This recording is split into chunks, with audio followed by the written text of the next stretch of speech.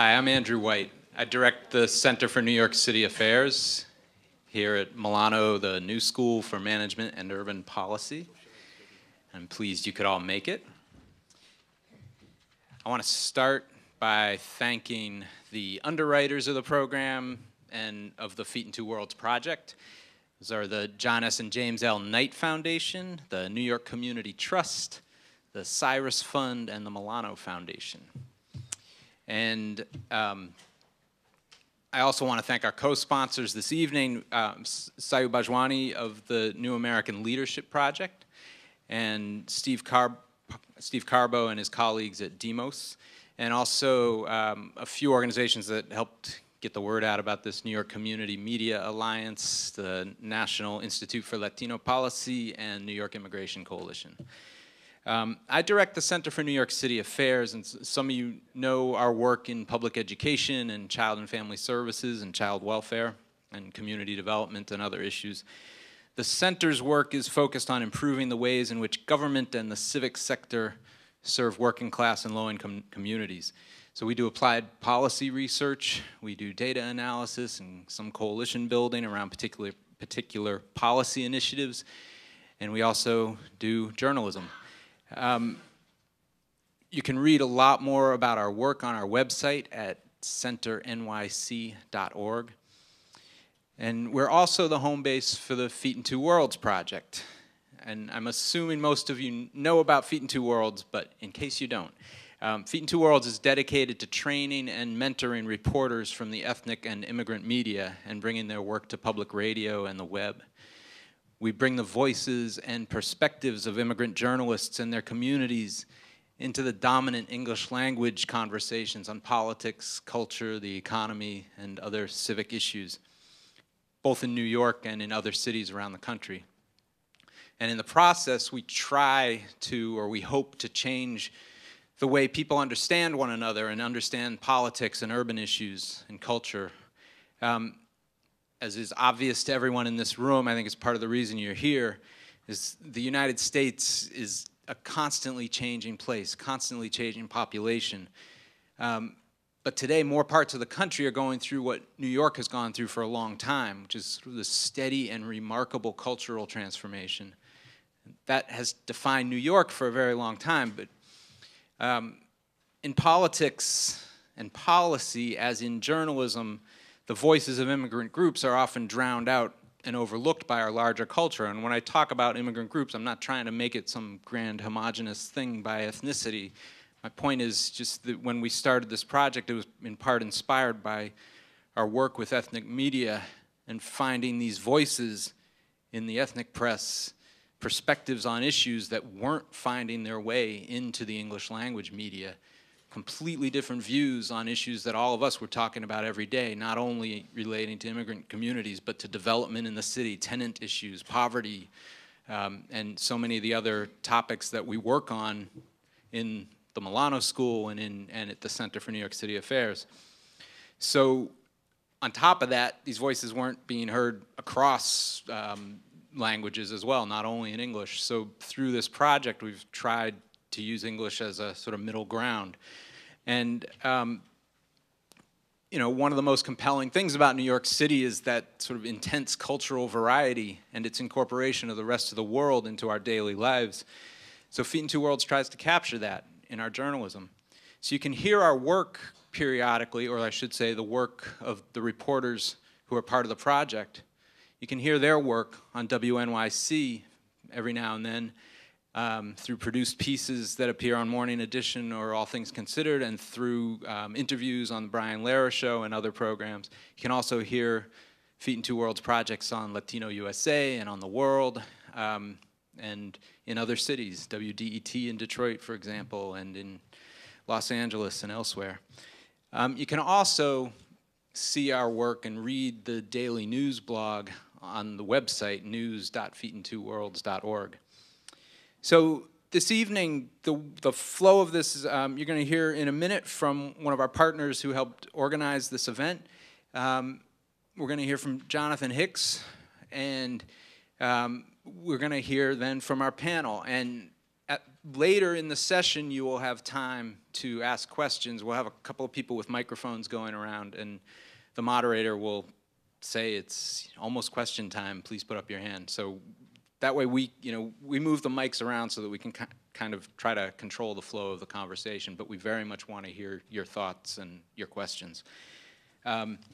Steve Carbo is the Senior Program Director for the Democracy Program at Demos, and he's going to introduce our first speaker. Steve.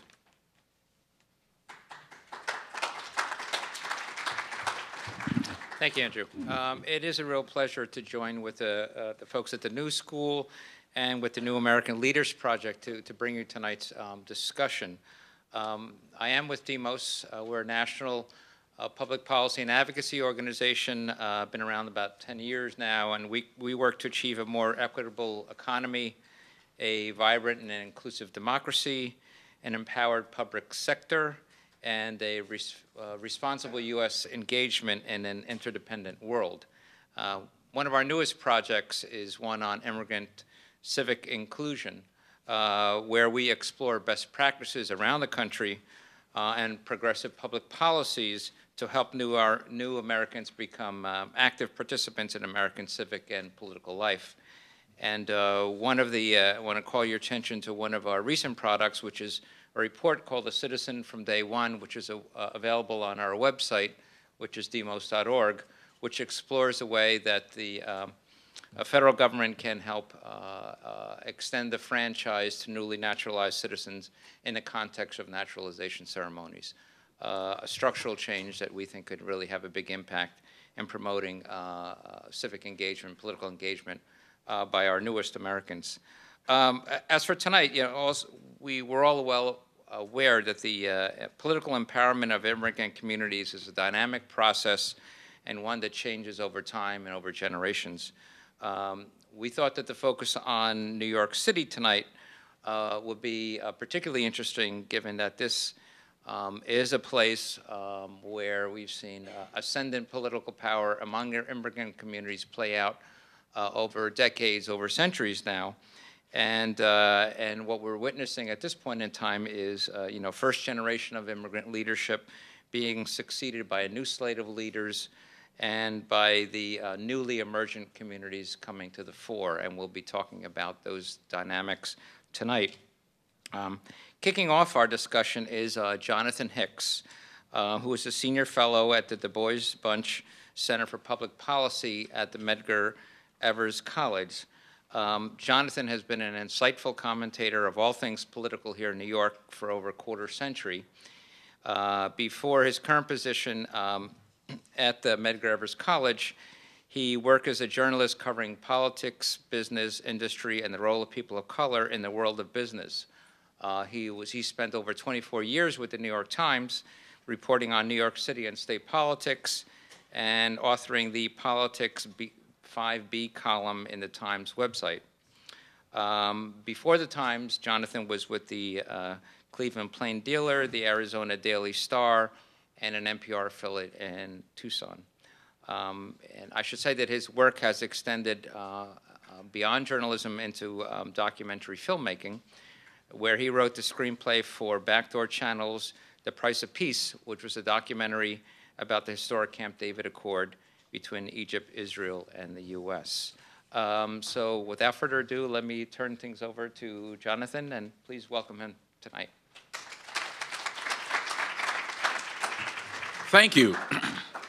I won't be before you long, but I just wanted to talk about this fascinating area of immigrant diversity and immigrant empowerment and immigrant energy in New York's political landscape. When I came to the Times, I came as a financial writer, and I wound up being a political writer.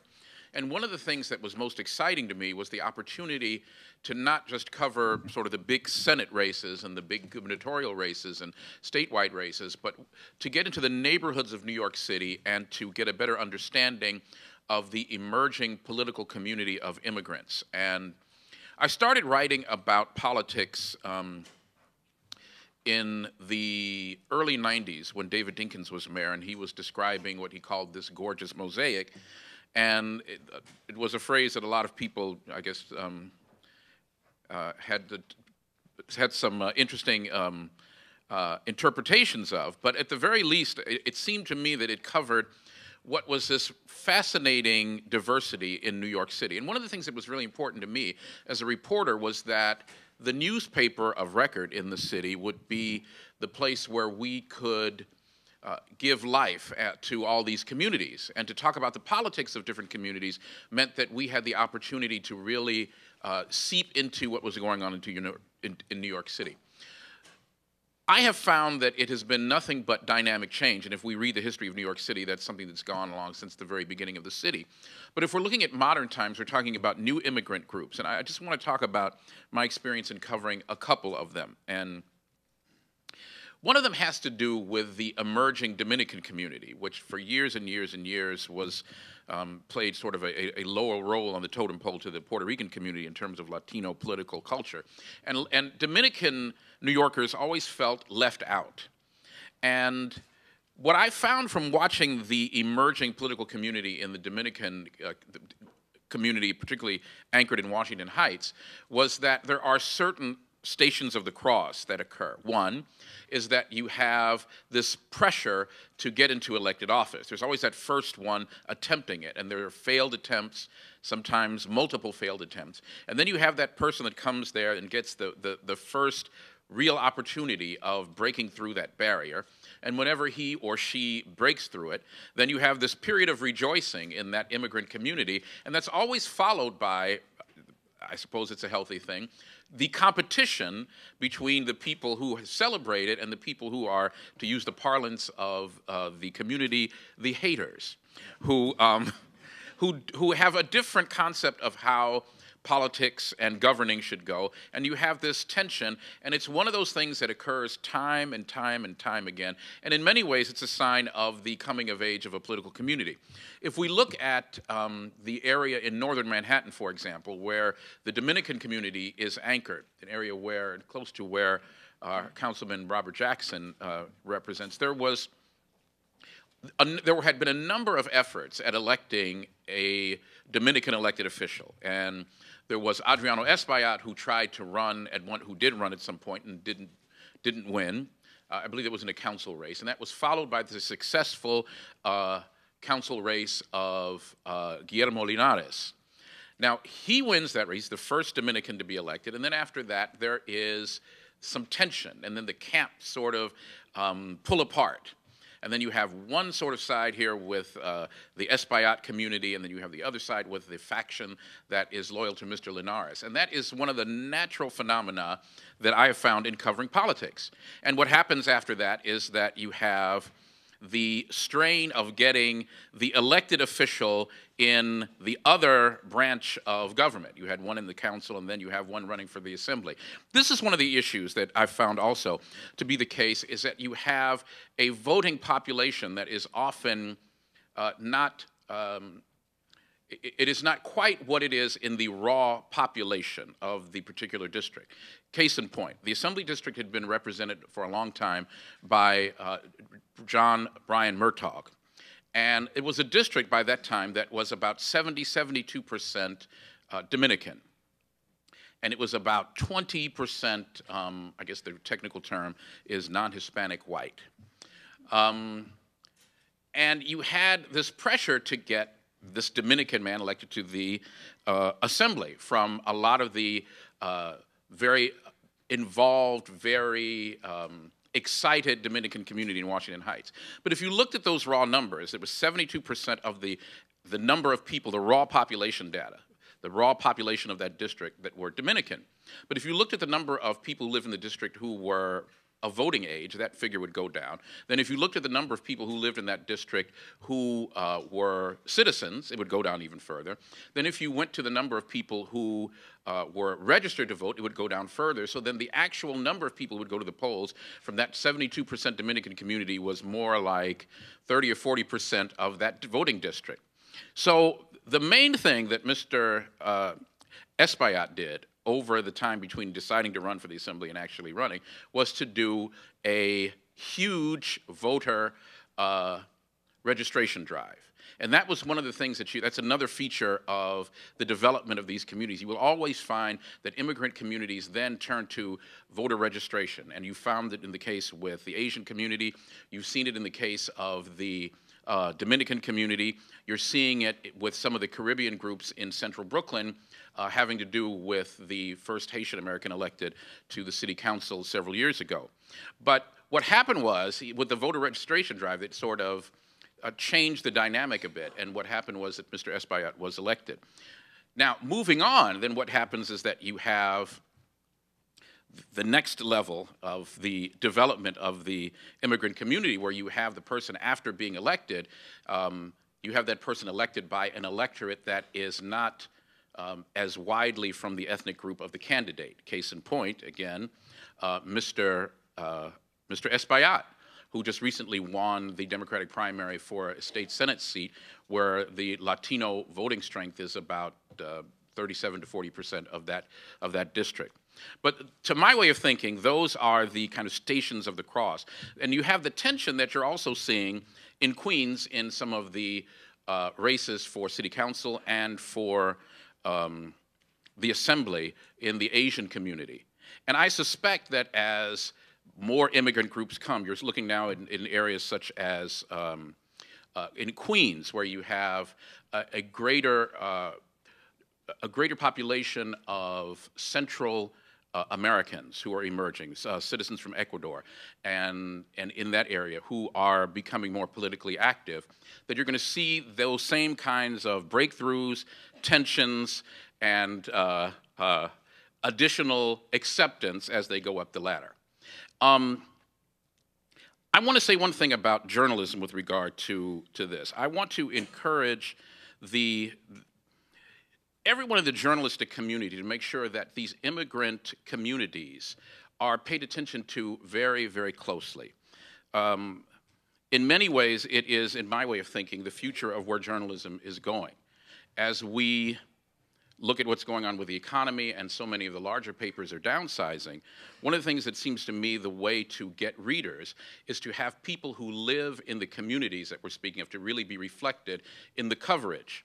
And many of the newspapers, the Daily News, the New York Times, the New York Post, for economic reasons, can't devote the same kind of attention to some of these races. One of the ways that it's really important to convey what's going on politically in immigrant communities is through projects that involve the internet. One of the joys in the Times was the fact that there was that internet component where we could devote some space on a fairly regular basis to covering what was going on in the various sectors of the city. I will leave you with this. As we move forward and new immigrant groups begin to emerge and to develop, it's very important for the profession of journalism to really take that into account and to make sure that the issues that are very unique to immigration are covered in a very local way. Thanks very much.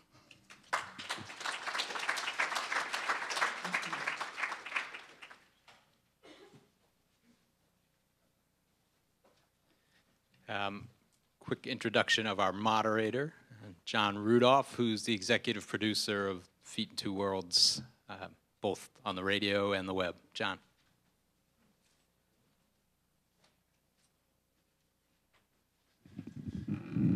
Thank you, Andrew, and thank you all for coming. And thanks to Jonathan Hicks for really, I really appreciated your remarks about journalism and the need to cover immigrant communities and immigrant issues from a local level. That's certainly something that we do all the time at Feet in Two Worlds and hope to continue to do. So again, welcome to our panelists who will be joining us momentarily. Actually, do the panelists want to come up now? Should we? Sure. Yeah, why don't we do that? Invite the panelists to come up. And welcome to all of you. And we also want to welcome our audience online. We are streaming this event live at the Feet in Two Worlds website, news.feetintwoworlds.org. And we're also tweeting it on Twitter. So Monica Fabian, who's one of the current group of Feet in Two Worlds Fellows, who I have come to call La Reina de Twitter, is tweeting away. And for our online audience, I want to say this. If you're watching and you have a question, you can tweet us at FI2, the numeral 2W, with your question, and Monica will pass it on and we'll get it to the panel. Tip O'Neill famously said, all politics are local. In New York and a lot of other cities, you could change that to all politics is ethnic. Immigrants, as a number of the speakers have already pointed out, have been shaping New York politics from the very beginning, even before New York was called New York.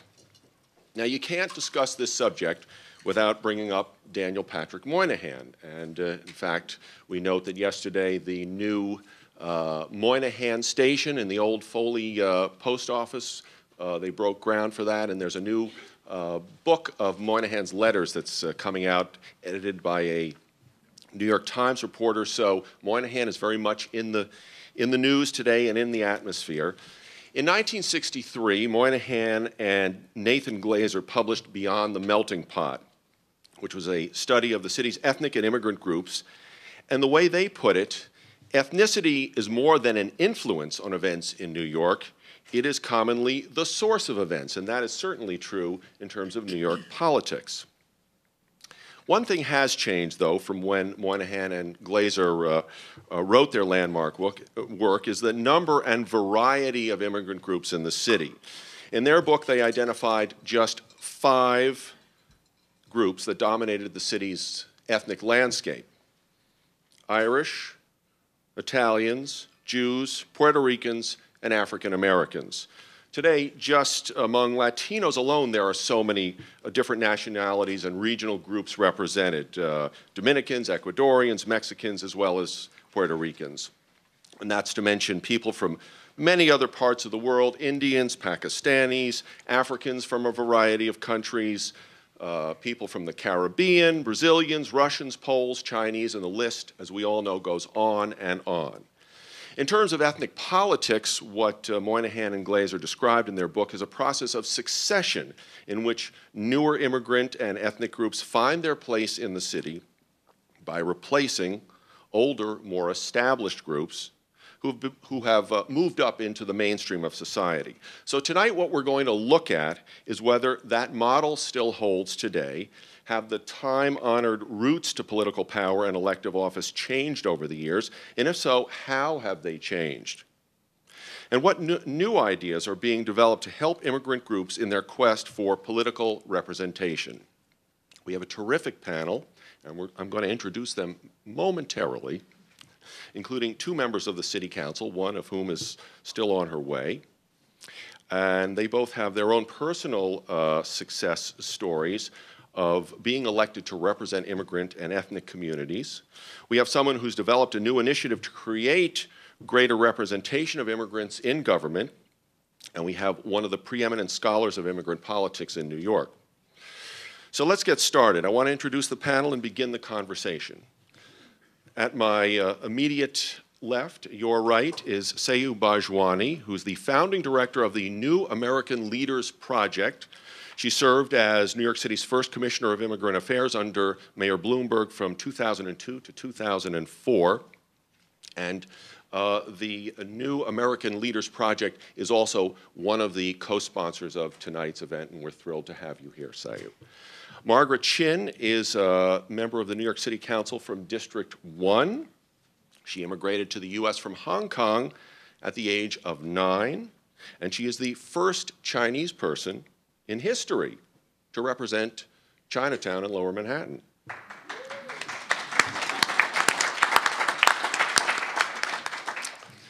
John Mollenkopf is director of the Center for Urban Research at CUNY. He's a distinguished professor of political science and sociology at the Graduate Center, and he coordinates its interdisciplinary concentration in public policy and urban studies. Being elected, and our 4th panelist, who's on her way, is New York City Council member Julissa Ferreras, and when she shows up, I will also give her full biographical information. Being elected to office really is the gold standard in politics, let's face it. But what does it take running as an immigrant to achieve that goal? Margaret Chin's story of her election to the New York City Council reveals a lot about the challenges involved and also a lot about perseverance. Margaret, you ran unsuccessfully 3 times, is that correct? And before finally being elected in 2009. What changed in 2009? What was happening in those earlier campaigns that blocked your election, and what transformed to allow you to be elected to the City Council? Thank you to everyone for being here tonight.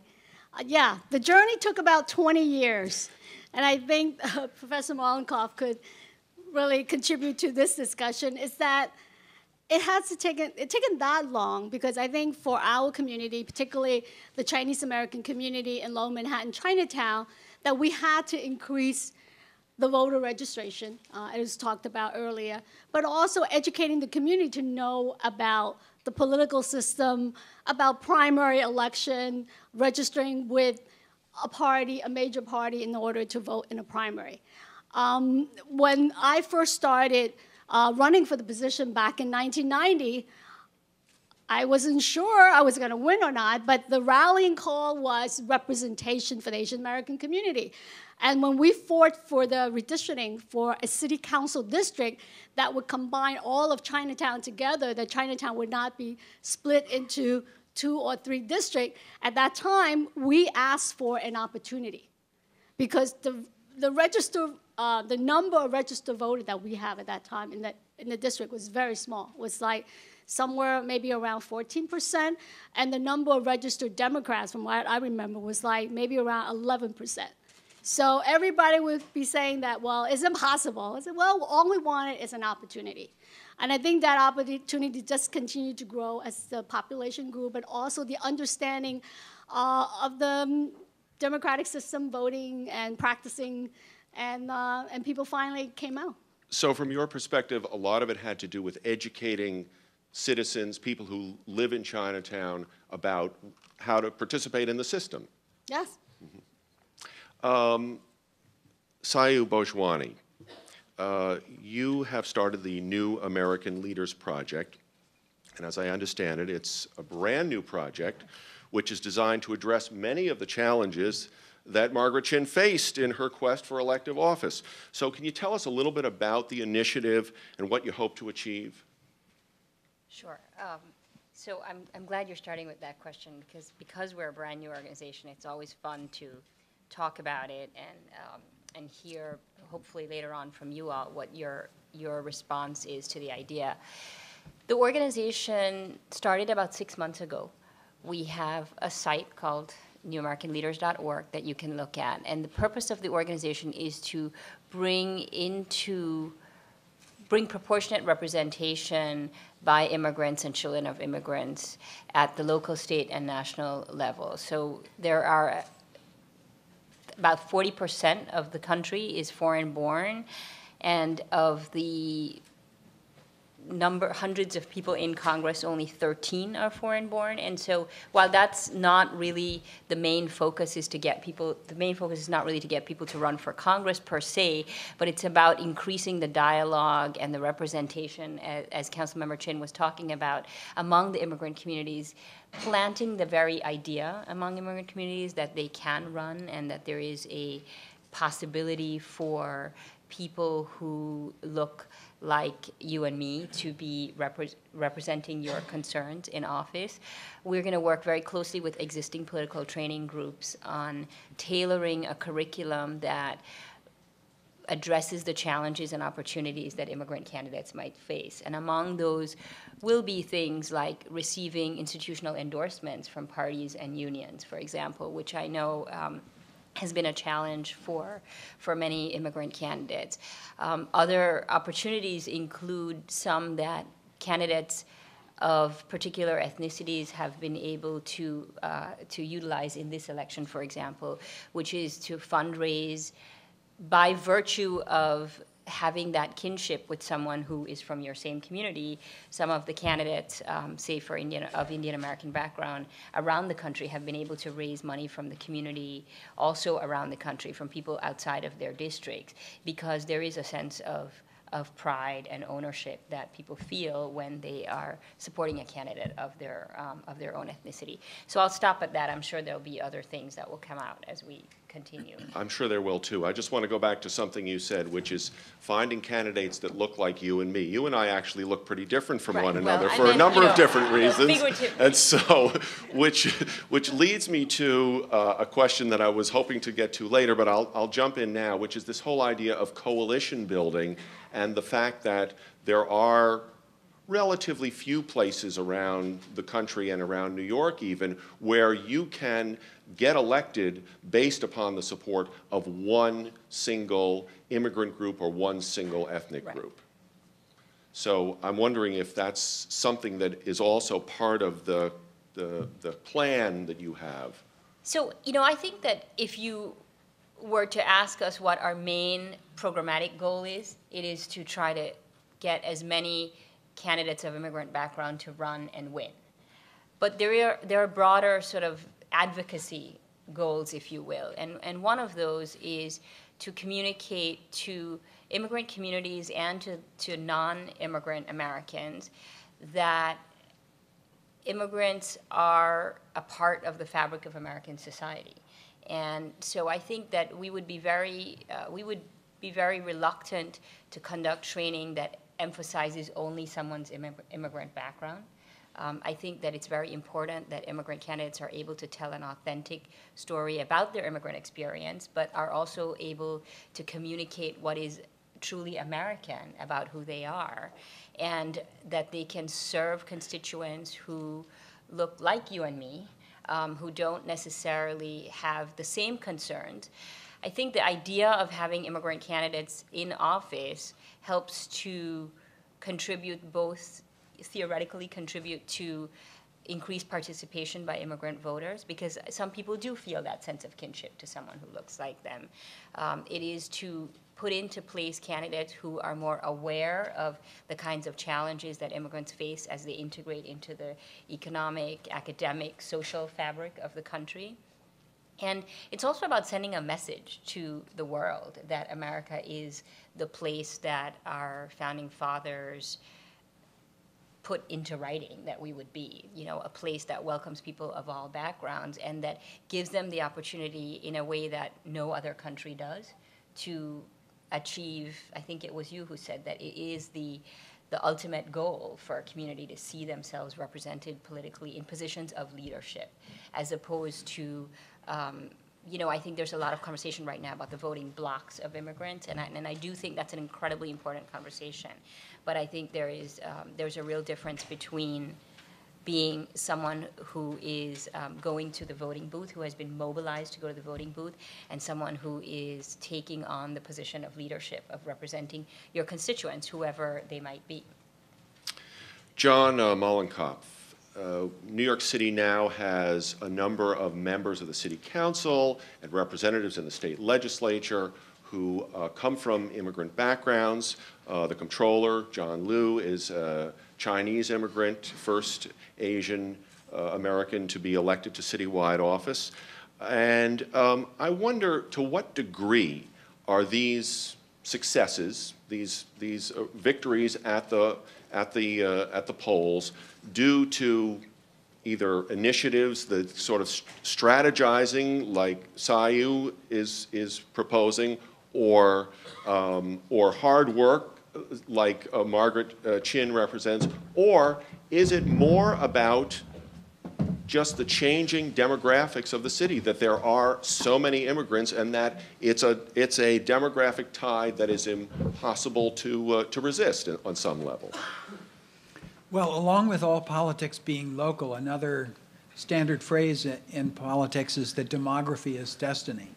And certainly demographic change sets the stage for political change. But sometimes the destiny can take 50 or 60 years to arrive, or it can arrive more quickly. And so political mobilization, political leadership, political ideas, coalition formation the institutional setting, all these things have a lot to do with how quickly the underlying demographic change will be reflected in the leadership and the elected representation of the city. I think New York has done a pretty good job of getting there. Historically, it's been resistant to recognizing new groups to some degree, and I think that's true with every political establishment. They're not that eager to be displaced by the new incoming group. But given that underlying resistance, we've come a long way.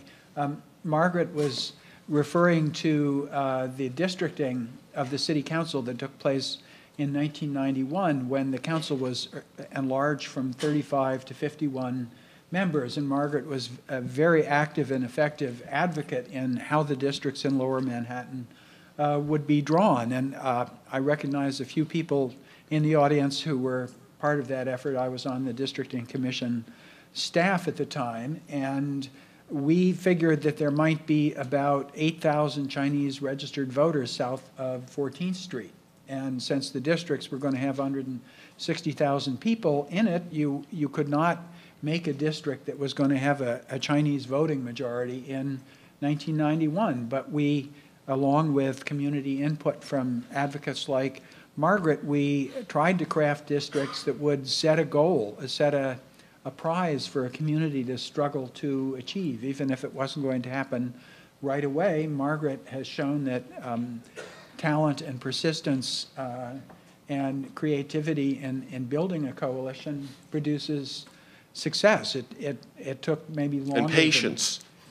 A tenacious person, absolutely. And, you know, it did take 20 years to happen, but we knew when we were crafting those districts in 1991 that it would ultimately happen.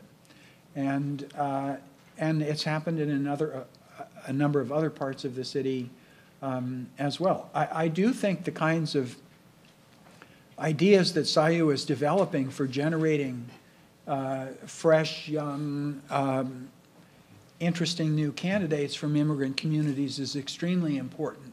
Leadership development doesn't just fall from the sky like rain. It takes a lot of attention and investment. And as I said before, the established political organizations are not always interested in creating competition for themselves. So community organizations and youth groups and the kinds of activities that Sayu is developing are all things that I think are really important for advancing immigrant representation. Want to welcome our fourth panelist, Council Member Julissa Ferreras, New York City Council Member from District 21, Corona, East Elmhurst, and parts of Jackson Heights. Thank you. She grew up in Jackson Heights and is the daughter of Dominican immigrants. And now that you've had a moment to catch your breath and have a sip of water, I want to ask you, you were elected to the council in a special election in February.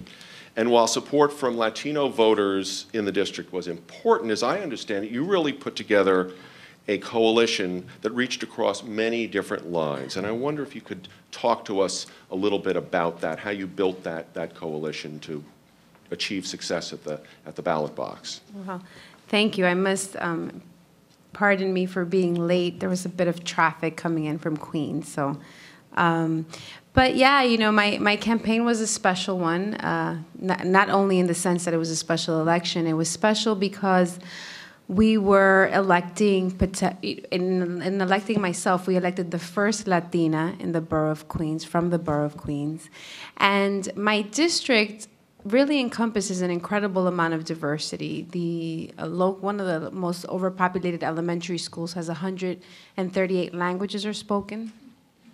And oftentimes I would go into my colleagues' campaigns up in Washington Heights, and they were all running around with Dominican flags and, suggesting that that's what I should do. But I understood that that's not a strategy that I could build upon in my district, because we have not only Latinos, but we also had African-American population, an Irish population, an Italian population.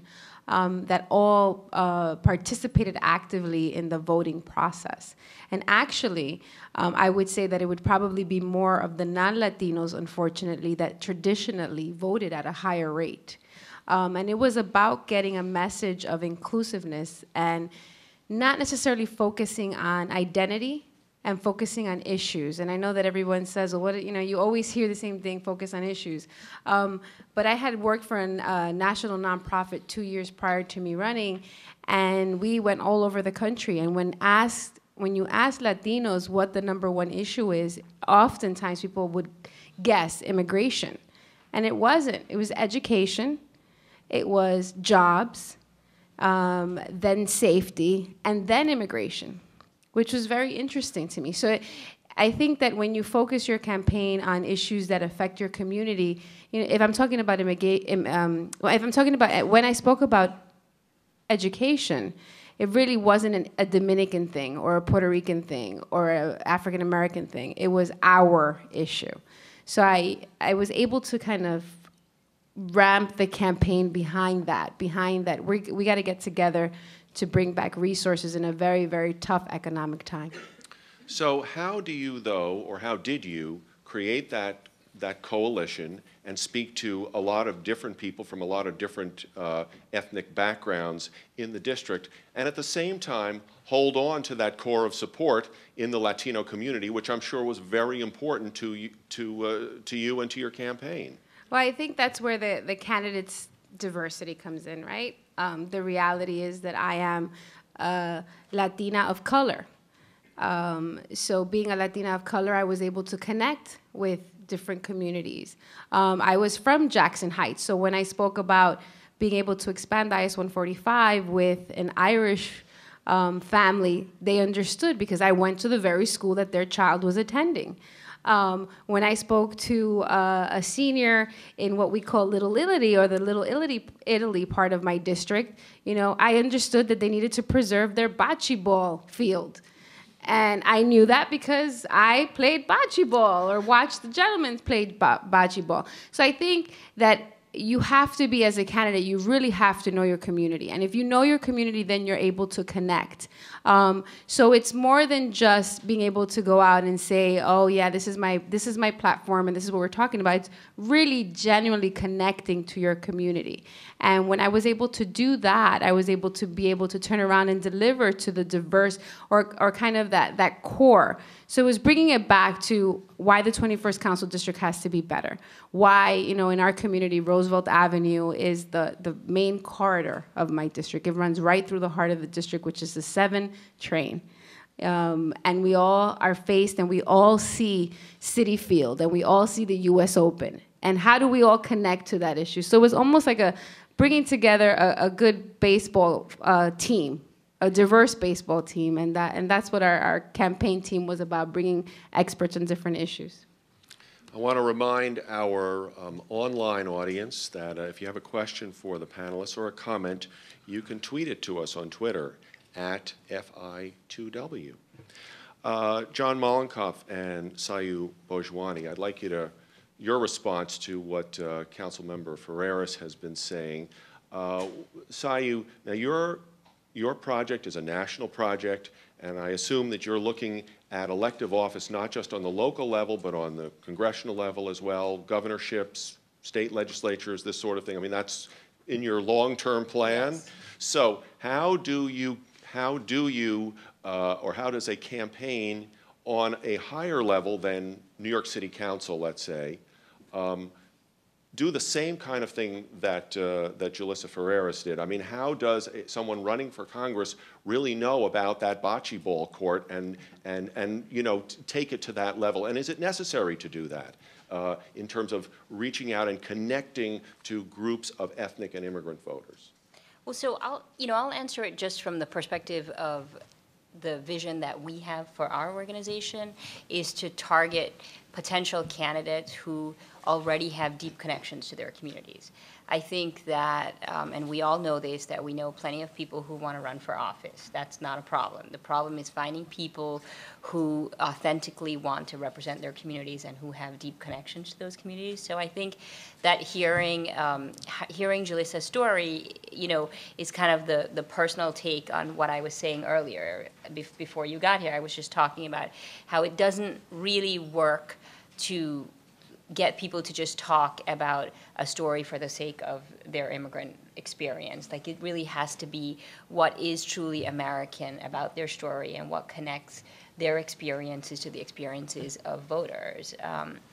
Ultimately, I don't think that an immigrant voter is any different from any other voter. What they want, what they're concerned about is their own livelihood and their kids' quality of life. And so I think that, going back to your question, John, I think that, yes, I think that it is important for congressional candidates to connect with their communities, and I think it's one of the challenges that we have as a country right now, is that people feel really disconnected from the leaders who are purportedly representing them. And our goal as an organization is to find candidates who are able to take the community experience and connections that they already have and build on them to gain this kind of victory that will enable them to represent their communities in stronger and, I don't want to say more effective ways, but different ways. So basically, you're going to clone Julissa and Margaret. Yes, exactly. Send them out. John, did you have something you wanted to add to that? Well, I just want to go back to the point that John Hicks made at the outset about the Stations of the Cross, a metaphor in which you probably take your first step by mobilizing your own community, the community from which you come, that shares a similar national origin and set of experiences. But there's no majority group in New York. New York is so heterogeneous, so differentiated in terms of where people come from, that once you begin to look at a council seat or an assembly seat, there are roughly about the same number of people in council and assembly districts, and then Senate districts have more people in them, and then you step up to a congressional district and they have a lot more people in them. There's only about 14 or so that cover New York City. Or you look at borough presidents' offices or begin to run for citywide offices. Every time you step up a level in representation, you're making your constituency that much more complex. And it's that much less likely that you can win office just by appealing to one group. So really, coalition formation and tapping into these issues that cut across groups and that all of them feel strongly, maybe in slightly different ways, is really the name of the game, I think, in terms of building citywide power. Even Mayor Bloomberg, who had the advantage of quite a lot of money and pretty good popularity, knew that he couldn't win election just on white native-born votes, and his campaign spent a lot of time thinking about all the immigrant communities of New York City and how to tap into them, and invested quite a lot of money in reaching out to people. And so even people we think of as enjoying tremendous advantages in wealth and influence and status and all of that, they also have to play coalition politics if they want to win races in New York City. John, I'm glad you brought up the subject of money, because that's where I'm going next.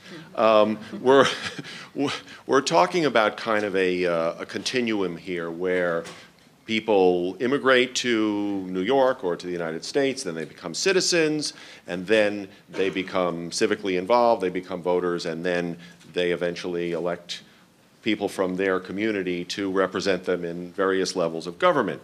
I've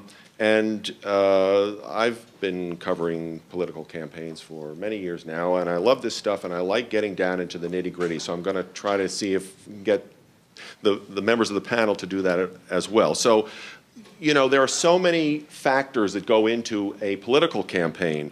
There's identifying issues that voters believe are important. There's money. There's name recognition. There's voter registration and get out the vote, which Margaret Chin alluded to in her opening remarks. There's media coverage of the race, party support, endorsements by the media and other politicians and celebrities, unions and community and nonprofit organizations. And I probably left out some of the factors. But let's go back to the money thing, because that is such an important thing in politics today. Whether you like it or not, it's true. And I'd like to ask Councilmember Chin and Councilmember Ferreras if you could talk about your efforts to raise funds in the community that elected you, and what kind of a challenge that was, and if you have a sense if that's any different than your colleagues who represented populations that have been in New York for longer periods of time, let's say. Well, I've never had trouble raising money. And I think also because with New York City, we have a campaign finance system. So that really helped the effort. When you tell someone, if you donate $10, it becomes $70. So the 1-to-6 match was terrific. I mean, the times before was 1-to-4.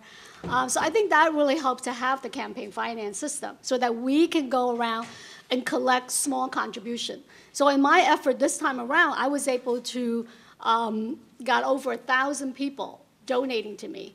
And ultimately, I think that's where the support is. It's not just the money, but it's the people who sort of like made the investment. If they donated that $10 to you, they're invested. So they will go out and they will talk about you, and they will get their friends to vote for you. So that's really key.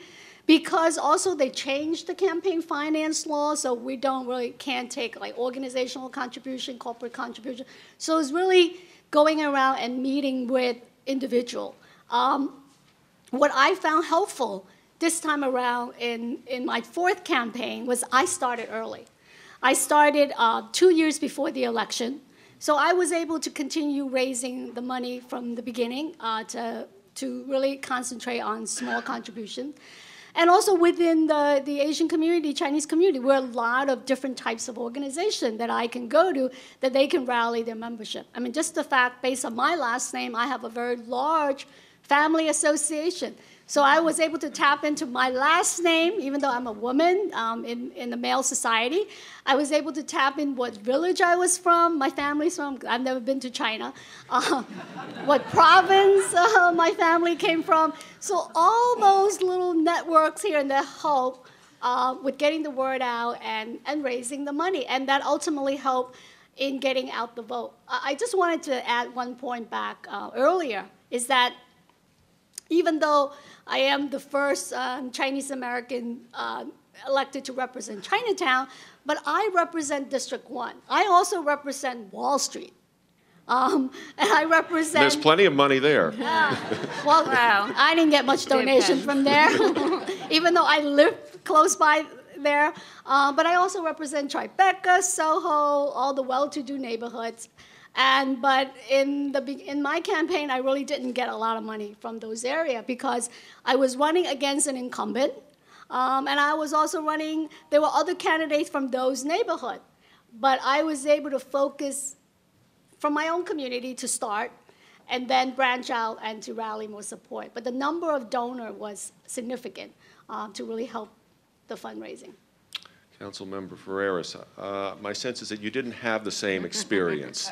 No, I did not have the same experience as Councilmember Chin. I'm an only child, so my family is very small. You don't have a village in China no waiting village to in support China you. or Dominican Republic, and that would be in pesos, and it's illegal. But my experience was actually very different because I ran for office twice in 1 year. So I had to raise the same amount of money in 7 months. I had to raise the initial part. It comes out to about, I think, $60,000 is where we kind of maxed out with before matching funds.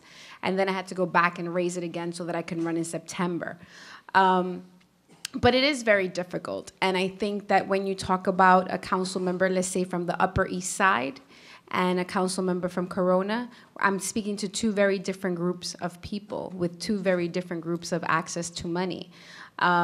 When a mother of 4 from the Beacon School that I was a director of brings me $20, that I know is a significant portion of what she has to expend, as opposed to me getting a max check or a $1,000 check from someone who owns a business who's interested in, in just knowing me and supporting my campaign. And not to say that the $1,000 isn't appreciated, because of course it is, but I think it definitely was a lot more difficult. Raising $10 by $10 by $10 is very time consuming. It's also, there's something to be said about the process of raising money. We have to have these fundraisers. And when you have fundraisers, you host them at events and at sites. And as immigrants, especially amongst my Latino people, they want to go to an event. I'm going to pay $10. I want to eat. And I want to drink. And it's like, well, then it comes out to $3. You're giving me $3 because I'm spending $7 to get you here. So there's definitely different approaches to fundraising. I think also as a people, we are so humbled by the process. It was the hardest thing for me was actually making fundraising calls, because we're raised to never. It's so shameful. You never ask for money. Don't you dare. You could be starving. Don't you dare go out there and ask for a penny. And now this job that I want to I have to turn around and ask everybody that I know, can you please give me money? And it's urgent, and I need to get my message. So when we talk about getting messaging out and the GOTV, this money really is to be able to get the message out. And this money really is so that you can hire people. And this money really is so that you can be the strong candidate or the strongest candidate. And also, there is something to be said when you can go into a room of, let's say, of a labor union that you're asking for their support, or a group of people that you're asking for their support, and you to be able to say, I am the person that has raised the most money. And that immediately, before anything else, makes you the front runner. So you can be the best candidate and you can have the best background, but everyone will always revert back and ask, well, how much money have you raised? And that is how you're often measured, how viable you are. Well, I hope we can go back to the money question, but I know Jonathan Hicks is leaving us soon, and he has a question that he wants to address. So maybe if you'd stand up and. Well, I was going to ask how difficult it is to form these coalitions. There's so much energy that comes as a result of being the first, and each of you, I'm asking the two city council members, each of you has been a first. But I'm wondering how difficult you have found it to build these coalitions once you get in office. One of the things I always find is that if you ask Jonathan, could you come around here and stand next to me, because I think there's a pole between you and the camera. If there is a city council member, and I think if you ask anybody who's in the city council, I'll use this mic now, to describe their district, the number one thing they always say, in 51 districts across the city of New York, my district is the most diverse district. It's unbelievably diverse. Everyone says that. It's the most diverse district in the city. But I'm wondering how you were able to forge those coalitions, and if, particularly in the case of Councilmember Chin, if it got easier with each of your successive campaigns. I'm not sure that it got easier. I think the last time, I thought it was going to be easier because I thought there would be an open seat. And I started early. I started 2 years before, and I was building momentum, and then term limit got changed, and I ended up running against an incumbent. So in that sense, a lot of doors that was kind of cracked open got shut. So it really was an effort that, after the primary, though, it was easy. Okay, once you win the primary, then everybody wants to endorse you and support you. But what I found is that my 30-some years of community work, that I have always continued to build that coalition through the work that I did in the community, fighting for affordable housing, advocating for immigrant rights. So the coalition that I've worked with has always been there in terms of supporting me. So once that I am elected, it's really going out and working with the different neighborhoods and visiting them, listening to their issues, and finding the common thread among it all, that I am their representative no matter what community they're from. And it was hard. During the campaign, I was sort of like, they try to pigeonhole me. Oh, she's just going to represent Chinatown. I said, wait a minute, I don't even live in Chinatown. I live near Wall Street. And I grew up in a different part of the community. I know, and I work in many of the different community. So it's really getting the other constituency to understand that I will represent them. So the fact that I was, right before the primary, I was able to get the endorsement of a local newspaper, not a Chinese newspaper, but the local newspaper, the Downtown Express Villager. I think that really made a breakthrough, that I was able to convince them that I will be a council member that can represent all the neighborhood in District 1. So I think that was significant in terms of helping, and the coalition work continues. We have another member of the City Council, Robert Jackson, here, and I think he has another event to go to, but he wanted to make a remark or ask a question. I wanted to ask a question. Come over here, if you thank would. you. Good evening, everyone. This is a question not only for my colleagues, but the other panelists, because there's a different perspective in which you look at this. What impact in your electoral process, or as the head of an organization that now helps individuals to get elected, when you have multiple candidates? So, for example, Margaret in 2001, I believe there were 3 or 4 Asians and 1 non-Asian, or 2. What impact does that have on getting an Asian elected, especially in the Chinatown area or where you have a major population? So, for example, in Queens or in Northern Manhattan, my district, the 7th Councilmatic District, which includes parts of Inwood, Washington Heights, Hamilton Heights, part of Harlem, and part of Morningside Heights, based on the 2000 census, with 50% Latino, about 32% black, about 14% white. And when I ran, there was 10 candidates, 10, 5 blacks, 3 Latinos, and 2 whites. So my question is, what impact does that have on your election or the electoral process, in your opinion? Councilmember Ferreras, I know that you've been through this issue a couple of times now, so maybe you'd like to talk about both in terms of your election and the recent race for the Assembly. Yeah, my district has had an election every 6 months since February of 2009. So people are getting used to it. They are getting used to it, and they're getting used to us. You know, I think that is when the issue of whether you're an immigrant or whether you're Latino or African American starts to make less of a difference. And then in the subsequent races after I was elected, you know, we had a Senate special election, an Assembly race, and my council race prior to that.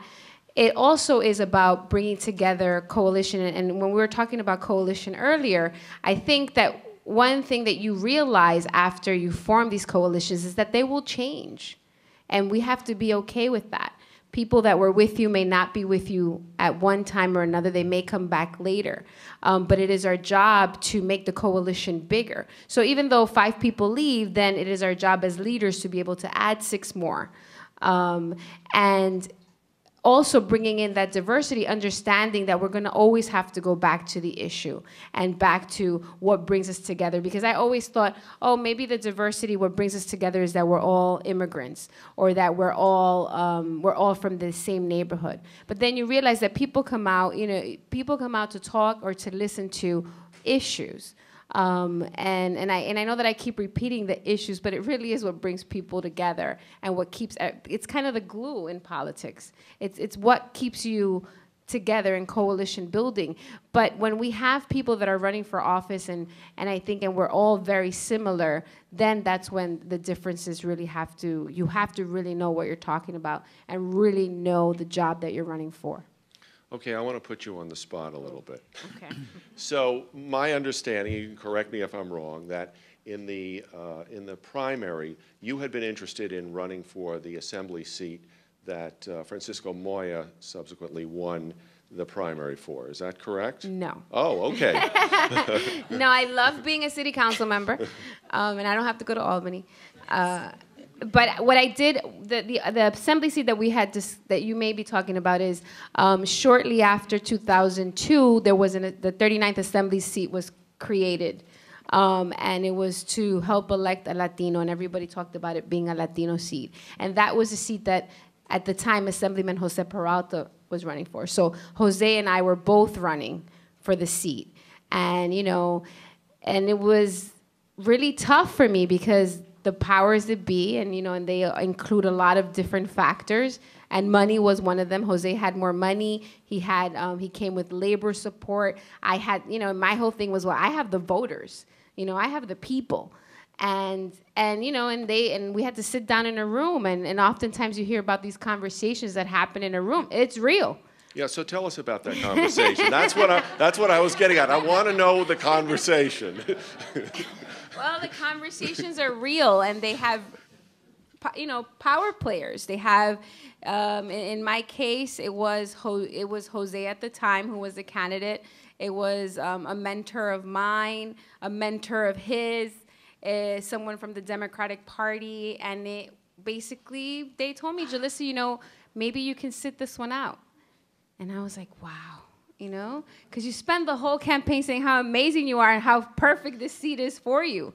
And it was a very hard decision, but I also understood that my community deserved a great representation, and I believed that Jose and I had so much similarities. Jose was a Dominican, he raised in the neighborhood, so I couldn't even say, oh my God, he's such a horrible person. I wish I could have, but it wasn't the case, and I understood that it was okay for me to sit this one out. And at the time, I became a district leader, and it was and I must admit, it was somewhat frustrating, because I was like, what is a district leader? And then I found out what a district leader is. But the conversations definitely happen, and I'm sure that they probably happen more often now because there's more young people. I think there's also something to be said amongst first generation born.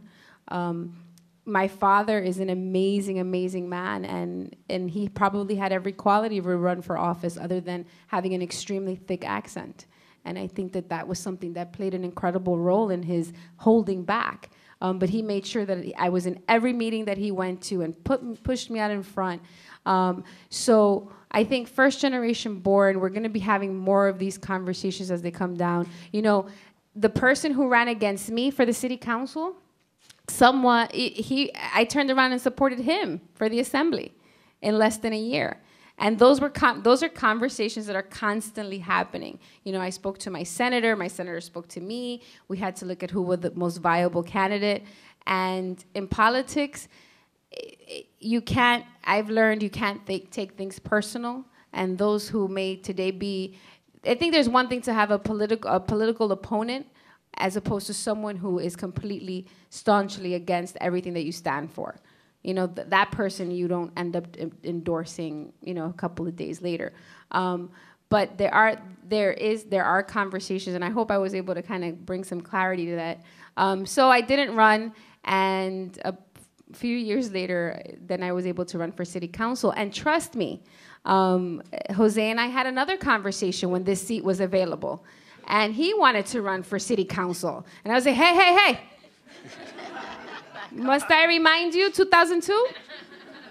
And yeah, and I'll never forget, because I had a sprained ankle, and I hobbled my way to that Starbucks. I was like, I'm going to meet with him, and we had a really good conversation. And he said, yes, of course, I remember. And and that's when we began to form a coalition, and that's when our campaigns kind of united.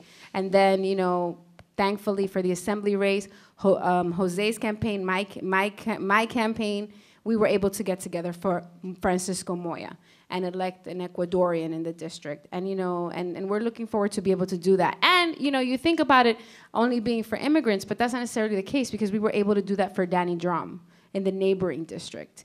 And, you know, oftentimes people say, oh, Danny Drum's district is supposed to be a Latino district. The guy speaks better Spanish than Moya, and I tell him that all the time. So and he's a very strong immigrant advocate, too. Exactly. Yeah, in fact, he was at City Hall today at a demonstration against secure communities. Yes. So, yeah. So that's the way they do it in Queens.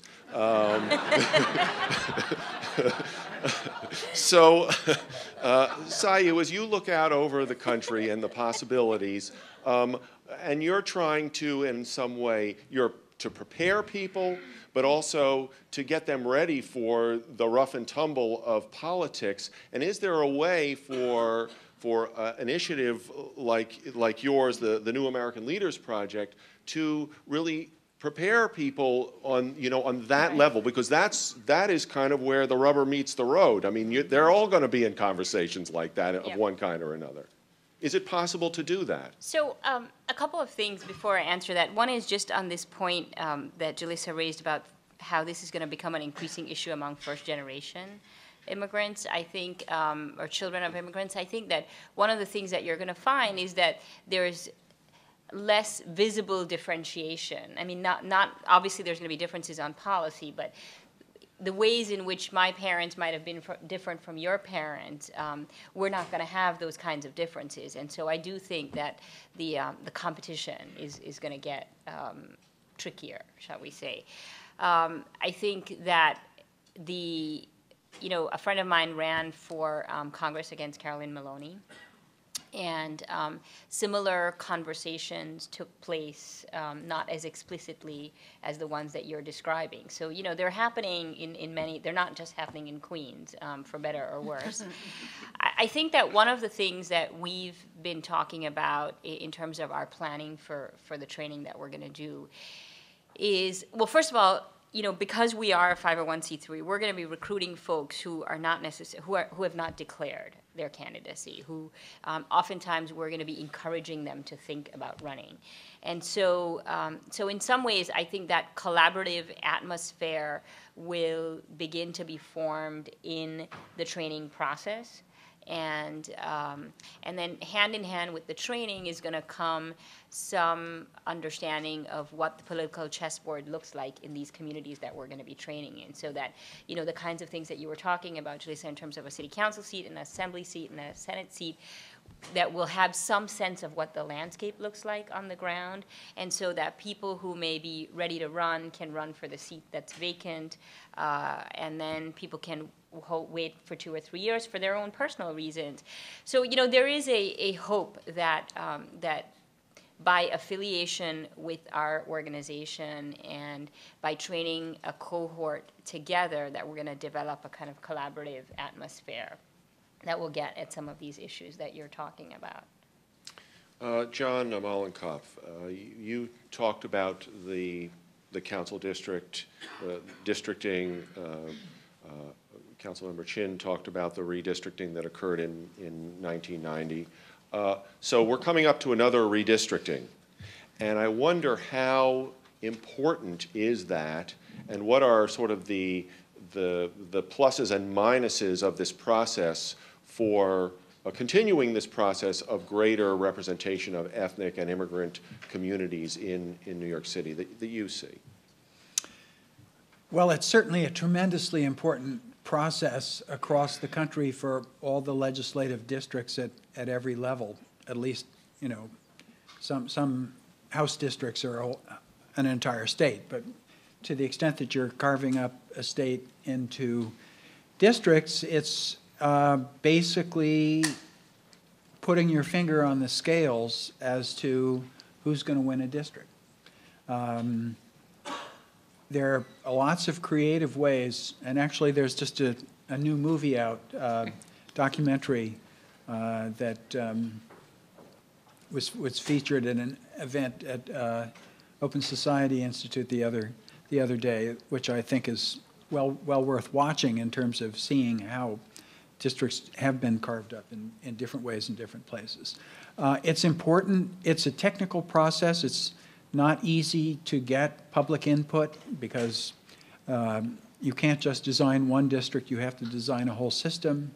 and there are data and computers and mapping skills involved and so forth. But I think it really is extremely important for communities to be aware of the process and to get prepared to make their input in the best possible way in the districting that's coming up for state legislature, state senate seats, and then a year or so after that, the city council seats. Usually, I think they're going to be, assuming that the Democrats retain control of the Senate in this election coming up in a few days, for the very first time in a long time. You mean the state Senate? The state Senate, yes. Not the United States Not the U.S. Senate. There's an obscure organization called LAT4, the Legislative Advisory Task Force on Reapportionment, that does the redistricting of the state legislature. And in the past, that's been balanced between Republicans from the Senate and Democrats from the Assembly.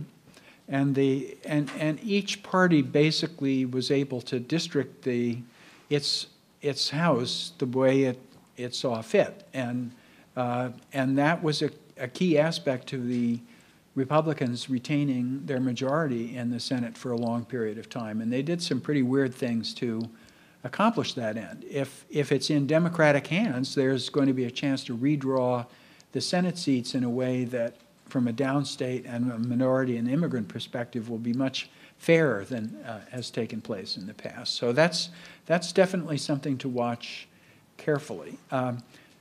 In the city council redistricting, the biggest change was the one that took place in 1991 from 35 to 51, because there was a chance to really draw on a blank canvas. The districting that happened after the 2000 election, there were some changes in those earlier districts, but they were basically fairly modest. And probably they'll be somewhat modest after this one. But there are a couple of places in the city where demographic change, I think, has posed some real challenges for districting. South Brooklyn is becoming more and more Chinese. How is the Chinese community going to be represented across districts that were drawn for other purposes and other groups earlier? And I'm also particularly interested in the area just west of Jamaica, South Ozone Park, up to that belt of parks that's along the ridge of the borough. There's a tremendous and extremely diverse South Asian community that's emerged there, some from India, some from Bangladesh, Pakistan, some Guyanese and Trinidadian Indians, but many other, Afro-Caribbeans nearby, Latinos to the west towards the Brooklyn border, and that community is right now cut up into 4 pieces by council district boundaries. Is that community going to be able to advocate for itself and play some role in the districting process? So I think that there will be some very, the districts that are there partly because of voting rights concerns about representing African Americans in Southeast Queens and in Jamaica, and representing Latinos, and South Asians are not a group that's had a legal defense fund or a tradition of advocacy to press for its interests. And so that will be a very interesting one to watch, I think. And we should encourage those communities to get organized around it. And I wonder if there are people in those communities who are doing the same kind of work that the 2 members of the council here did on their own behalf and on behalf of their communities that led them to eventually being elected. Do you know about that? Well, I know that there are South Asian organizations active there, and it's a community rich with various kinds of institutions. I'm not sure that they're focused on, nobody much is focused on redistricting of the council right now, because we have a national election to run and a gubernatorial election, and it'll be a little while before people start to focus on that, I think. Sayu. Yeah, so I just want to address this point around the South, or these points around the South Asian community. In some ways, the South Asian community defies all sort of expectations that one might have of an immigrant community. If you look at the socioeconomic status in aggregate of Bangladeshi, Indians, and Pakistanis, then it's fairly high. I mean, obviously, there's well, not obviously, but there are significant differences within the South Asian community in terms of income and education. We have large numbers of South Asians in the city. If you look at Indians, Pakistanis, Bangladeshis, as well as people of Indian descent from Guyana and Trinidad, and there is not a single South Asian elected official. Now, I think part of it goes to this point that we've been talking about in terms of coalition building, that in the kind of, that still the term South Asian is a predominantly kind of academic, to some extent media, a term that is used by academics and media. Most people in the South Asian community who are immigrants, not necessarily first generation, are not defining themselves as South Asians, right? And so there's a way that we look at the community as a whole. There's a way that individuals within that community look at themselves. There's the fact that there is no clear, many communities would argue that they don't fit the dominant racial kind of or hierarchy that has been set in the United States, but certainly South Asians, when John says that there isn't a South Asian Legal Defense and Education Fund, part of it is that in theory we are represented by the Asian American Legal Defense and Education Fund, but because for many South Asians, they don't identify as Asian Americans. Traditionally, Asian Americans haven't included South. There's a lot of issues going on there, and but it is one of the communities in New York City that I think is most ripe for electing someone into some office. I think there's these issues that John is talking about in terms of how the community, how the district is split. Then there's a place like Jackson Heights where there's, theoretically a large South Asian presence, but hasn't been able to elect a South Asian candidate. I know we have someone in the audience who is working on the idea of a seat that would have a significant South Asian population. But I think that creating that seat comes at the cost of other communities, and so then it's going to become difficult to build coalitions with those communities. So it's an interesting group to watch. We've been talking about how you get elected, how you acquire political power. I'd like to just, before we turn to the questions from the audience, and I'm sure many of you have questions, I'd like to just ask a little bit about the process of governing, and really direct it to the two members of the council, but of course the entire panel as well. So you're both relative newcomers to the city council, and I wonder, do you see, even though you both said you represent your entire districts, you're not just representing immigrant interests, you're representing everyone's interest, do you though see a change in the debate, the kinds of issues that are brought up, or the way they're discussed in the council, or by the mayor for that matter, because you are now there to represent your districts and the ethnic communities that you come from, and you're there at the table as opposed to, standing outside with a picket sign in your hand, or robocalling, or whatever else, or advocating and that sort of thing. Does it change things when you get to issues that directly affect immigrants, immigrant rights, and so forth? Well, I'm still relatively new, 10 months in. But what I found is that even among some of the advocates or community organization or cultural organization within my district, when they come to talk to me, and some of them wanted to do more outreach to the Asian community or to the Chinatown community or the school, so all of a sudden I represent someone who can connect them to my community. But within the city council, it's really like what Councilmember Ferreras said, it's a long issue line. And then we have the opportunity to talk about, let's say, affordable housing, an issue that's really crucial in my community. that I've been organizing around, and we're able to get legislation passed that would affect immigrant community across the city, and my community also benefit. So it's really a process of working together, and within the city council, both Julissa and I, myself, we're on the Progressive Caucus. So we found a way to sort of like get some like-minded council member together, and hopefully that we can build a strong support network to advocate on some of these issues that we feel are important to our communities. I think having immigrants and people of diverse backgrounds is not only important, it is vital to government.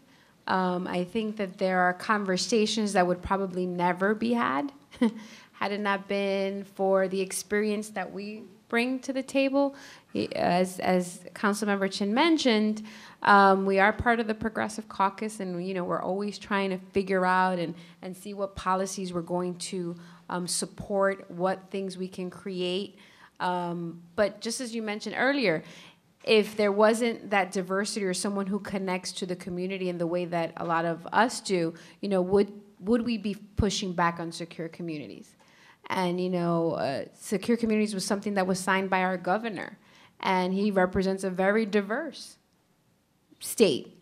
But we are now bringing this conversation to the community and saying, hey, this is something that happened very quickly, very quietly, and this is a problem.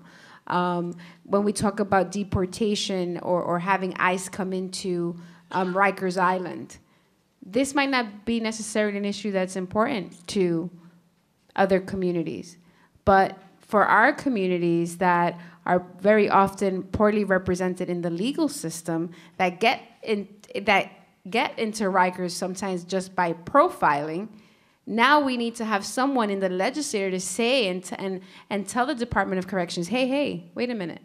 What's going on? Let's question what is your policy? And I don't think that if we don't have someone who can speak to that issue, there won't be anyone to question that. So I definitely believe that as we move forward, people of color or minorities or whatever we're called now, as we become the majority in the council, I think that we will begin to see a difference in legislation when we are, when we submit resolutions to supporting the One America rally by Councilmember Dickens from Harlem. Would that have been seen 20 years ago in the city council? Perhaps not.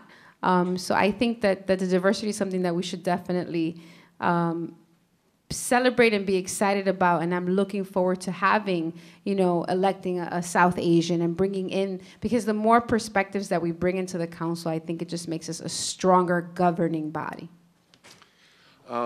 Just for those of you who don't know much about secure communities, we should just say that this is an information sharing program where local police will give fingerprints of anyone who's arrested to the Department of Homeland Security to run an immigration status check.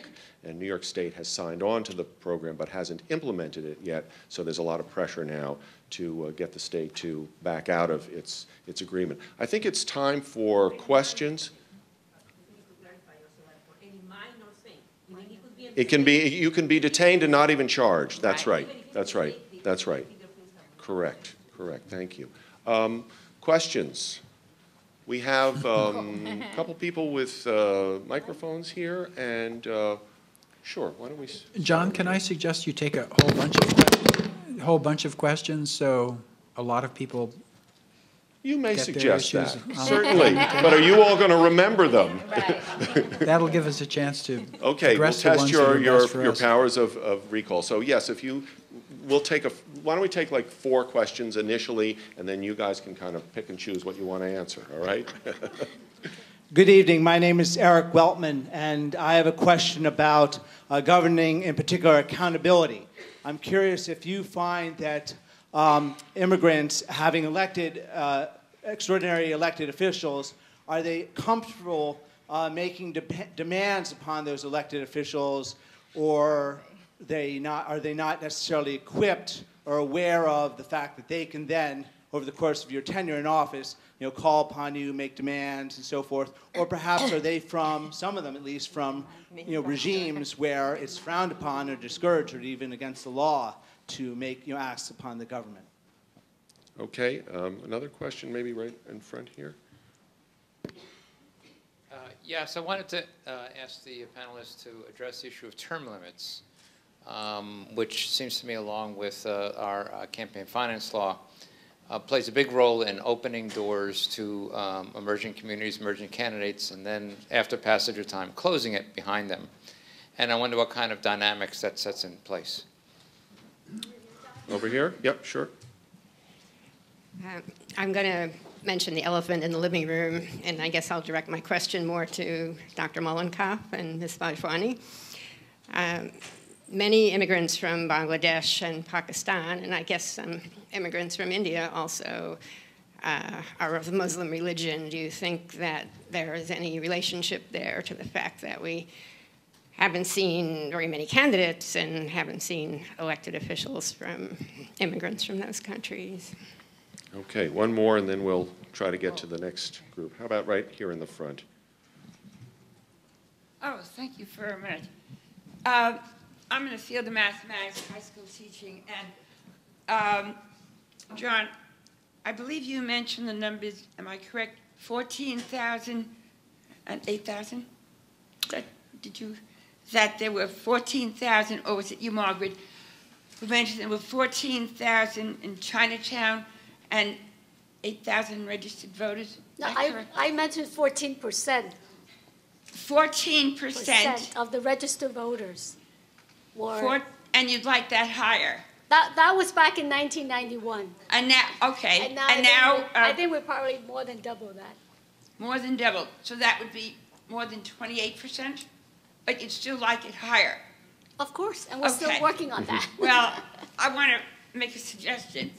It seems to me that the concept of leadership needs to be introduced to children in grade 1. Mm-hmm. And in my high school classes, and this was at the Bronx High School of Science, there was every class had a chair, a co-chair, and there were leadership possibilities. And what I'd like to share with you is that something about an Afro-American kid who came late to class every single day. I was at wit's end, every day a different excuse. And then I said to myself, I have to make this student feel more important. So I gave him the position of co-chair. He was in class every single day on time. It was very gratifying. Then I think we get the gist of your question, and we have a lot of people who have questions. Sorry. So if we could just take May it from I there. finish it? Well, actually, I'd like you to not finish it so they can answer. Okay? I'm sorry. All right. Thank you very much. So we have accountability, term limits, Muslim immigrants, and education and civic education. So who would like to jump in?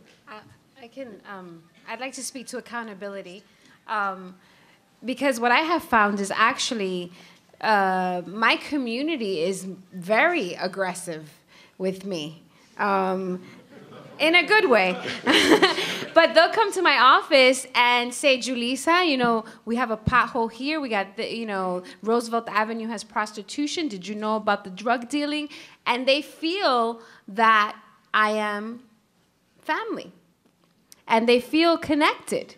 And it's interesting because I always question. I said, well, I got elected in February of 2009.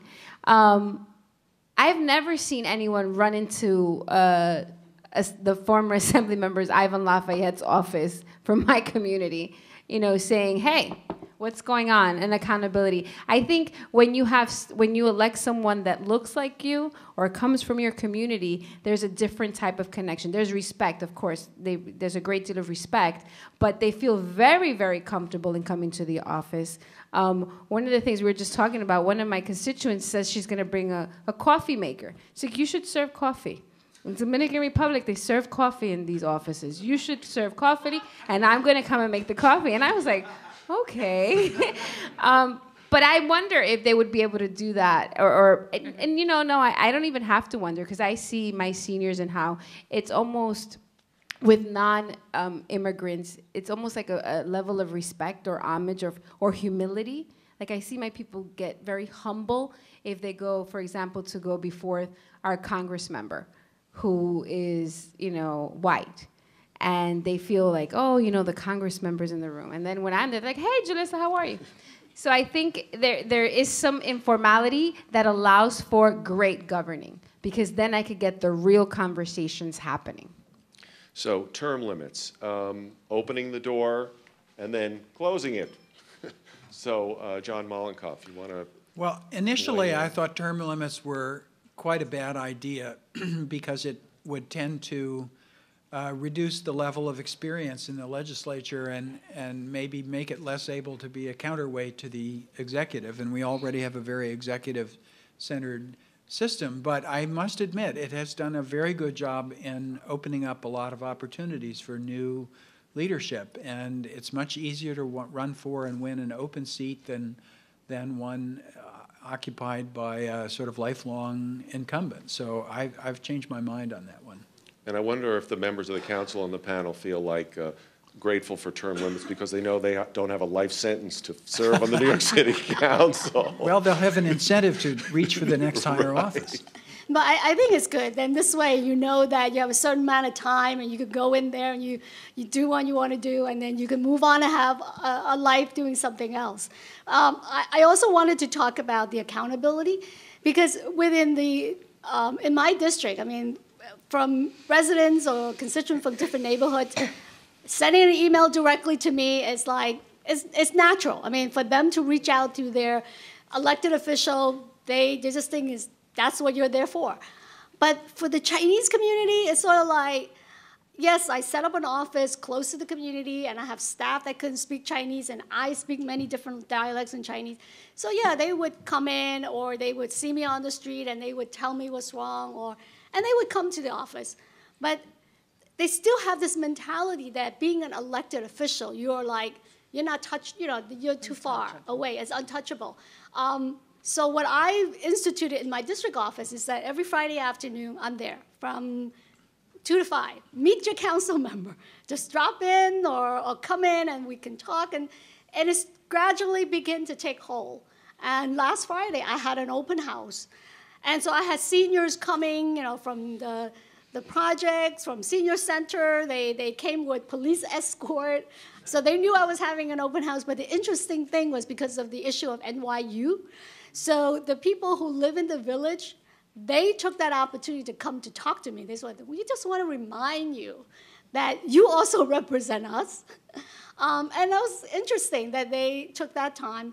But it's really a way for us to educate the community that their elected official is public servant, that they should reach out.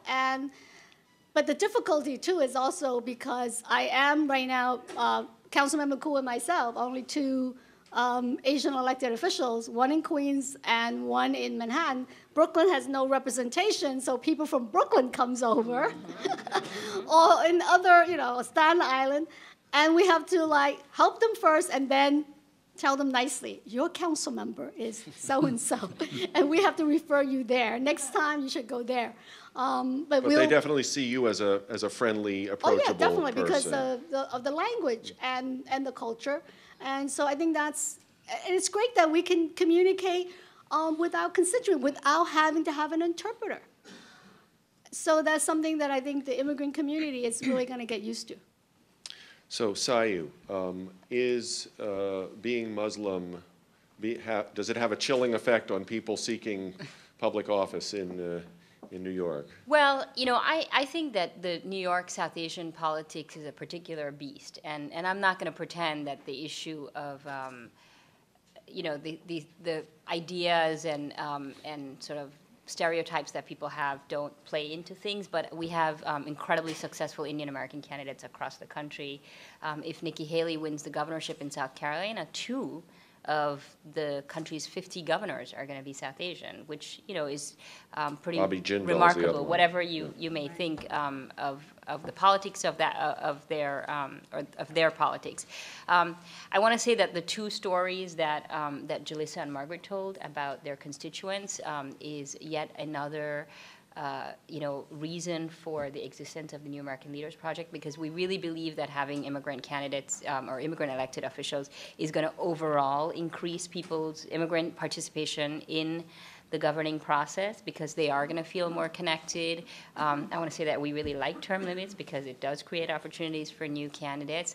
And I also want to say that I really believe in civic education, and thank you, John, for not reading my entire bio, because it would have made me exhausted to hear it. But I'm also doing a doctorate in civic education for this very, very reason, that I think it's very important for us as a country to understand how we are going to engage immigrant students in the civic and political process, because they are going to be, I mean, it's a cliche, but they are the citizens of our democracy, the future citizens of our democracy. So, and I'd like to say it's great to see so many young people, or relatively young people. I mean, you're not high school students or whatever, but here in the audience, and each one of you should find your place to make your mark. And I'm sure Sayu and others will give you some advice about how to do it if you want some. Yeah, go ahead. I just wanted to speak about the civic education component. When I was in high school, I was looking to be able to connect to a group and, that was doing, actively participating in my community. And there wasn't that group for me within the Latino community. And that's when I went over, and the then council member, Helen Marshall, suggested that I look into the NAACP. And at the time, I became the first Latina to preside the youth council for the NAACP. So I also think that as communities, we have to find or think of creative ways of getting what it is that we need. As women running for office, there will be men that help us along the way. So we shouldn't think that we have to only go to communities or only participate in events with people that look like us or that are part of our community. Sometimes it is very beneficial to come out of the box or the regular way of thinking to get the information that we need. Okay, we have time for a few more questions, and then we're going to have a lightning round of answers. So right here, and then in the back there, and then here and over there. Okay. Good evening. Thank you very much for all that information. Of course, I'm not from here. I come from Peru. That makes me a Latin American woman. And I think it's great, I remember over 30 years ago, Chinatown, when I came as a tourist, I chose to go for lunch because at night you walk over rats in there, so it's a great education and everything.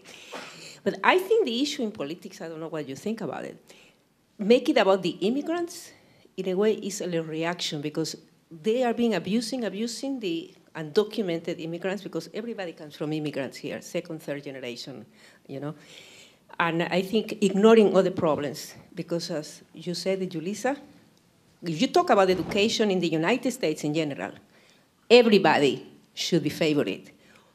North America deserves a better educational system, so you have a common denominator. I congratulate you for that. Thank you. Okay, in the back there. Hi, my name is John, and I'm with the aforementioned South Asian organization working at redistricting. So I have a very basic redistricting question. I'm curious as to if you think a South Asian community is better served by a legislative-led redistricting process, and this is for the professor, or a neutral process outside of the legislative process. Okay, we have two more questions here. This gentleman here and the woman in the gray sweater in back. You have a microphone for them? Can I say, oh, here. Hello? Come over here. Here. Should I? Anna, right here. All right. I was just wondering about being pro-immigrant, how that may make it sound as being anti-LGBT. And I didn't hear anything about LGBT so far.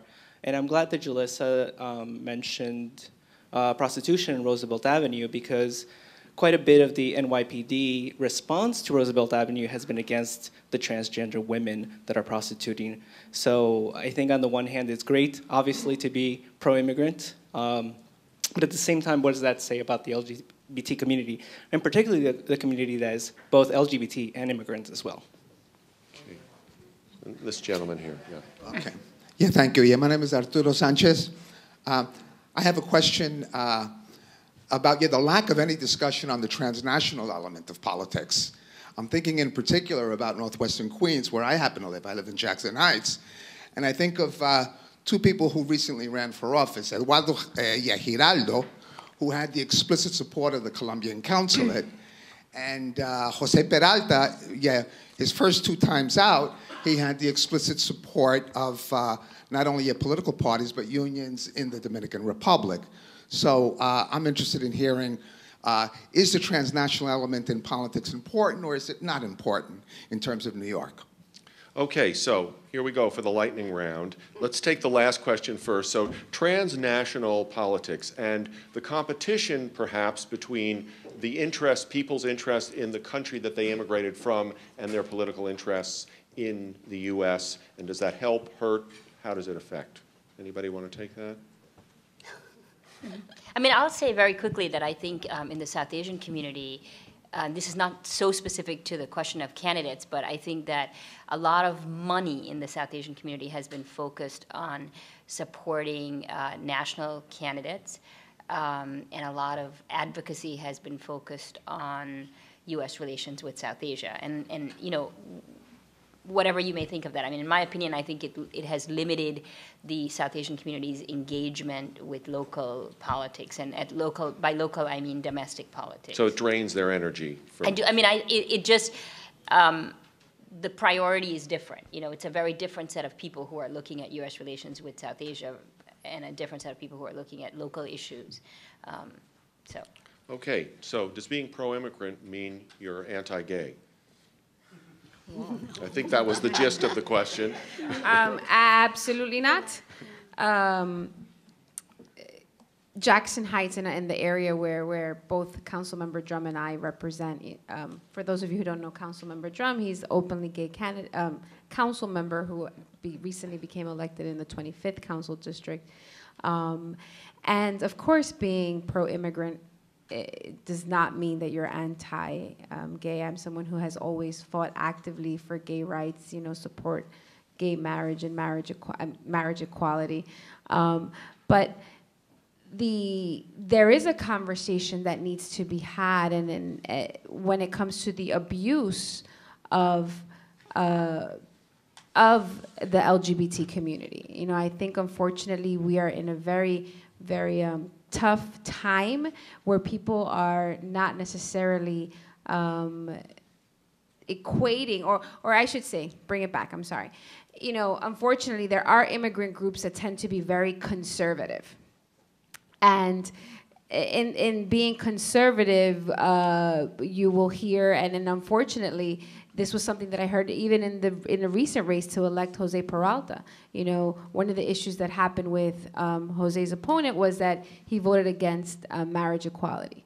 And the number one issue that became a very important issue in this race was gay rights and what that meant in our community. And yes, of course, we call ourselves the unity team. We're all very unified in this, is that you can be immigrant, you can be gay, you can be non-gay and an immigrant, and we can all work together.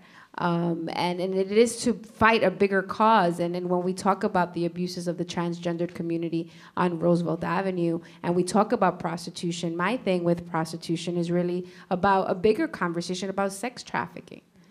When we arrest what quote unquote we're calling prostitutes, why are we questioning them? Do we understand why they are there and why they're in that situation? And just because someone is transgendered on Roosevelt Avenue doesn't mean that they're a prostitute.